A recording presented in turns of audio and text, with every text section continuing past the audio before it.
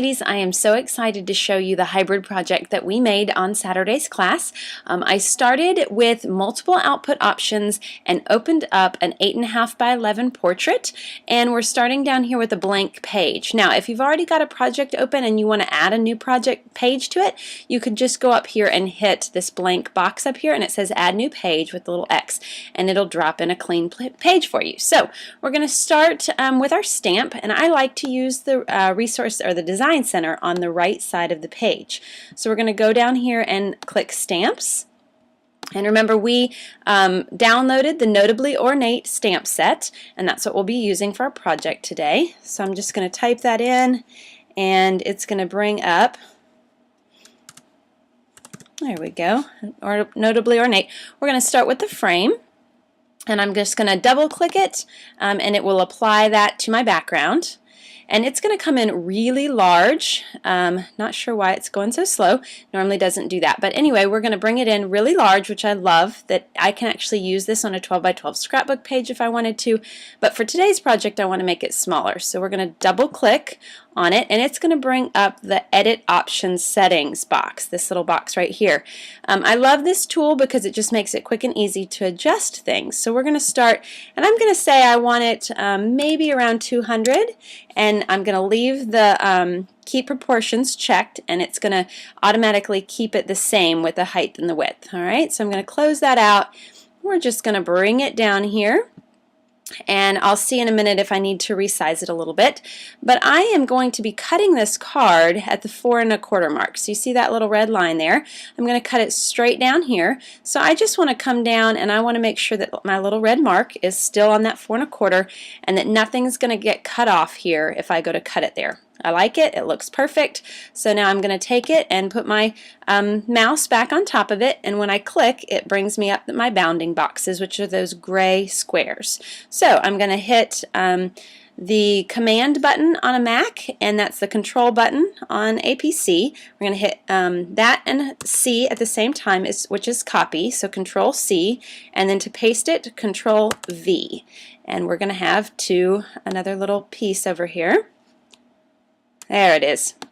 And I'm just going to drag it to the side as well, remembering that I want to keep within that 4 1/4 mark, and I don't want it too close. It looks like it's a little close here. So I'm going to use my arrows, and I'm just going to nudge it until I'm happy with where it goes. That looks good.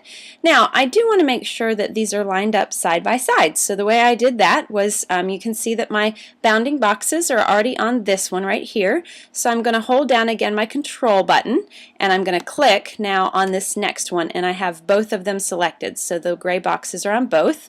We're going to go up here to the top, and I'm going to hit Align, and I like where it's at the top, so I'm going to hit Top, and you'll see the one that's on the right just nudge just a hair up, and now these are even side by side. How cool is that button? So to deselect, because I don't want these anymore with the little gray bounding boxes on them, I'm just going to click in the white space. And when I click in the white space, they all go away.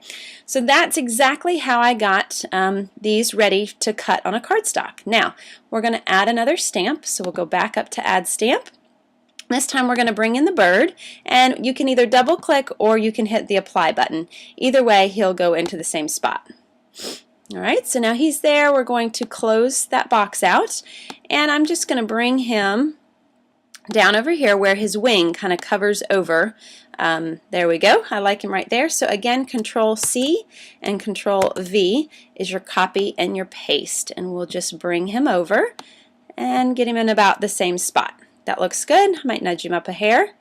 Alright, I like it. So that is the finished page for that. So I want to go up and hit Save. So that's going to get printed exactly like it is in the middle, and you guys will, you've seen the picture on the blog. So while that's rebuilding, we're going to go here into page 5 of mine. It would probably be page 2 of your project. And the reason we're opening another page is because we want to make the punches that we're going to actually punch out on this next page. We can't do it on page 4 because that is the full card itself when it prints. So we're going to go back into, this time, punches. Always on my Design Center on the right-hand side. I just like that one. So we're going to add a punch.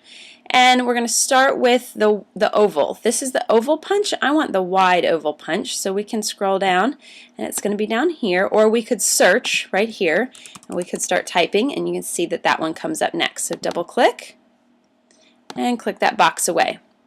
I'm going to bring that up to my corner, and I don't want it touching edge to edge. I just want it kind of up here at the corner.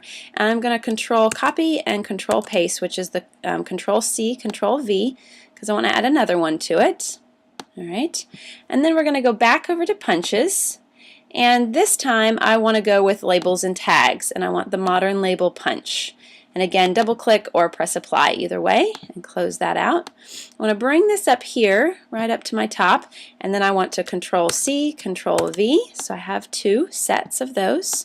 And I just want to make sure that they are not touching, that everything has space to be punched out when I'm all finished with this project. Now, these come in the exact size that Stampin' Up's created our punches, which is really, really cool for hybrid projects.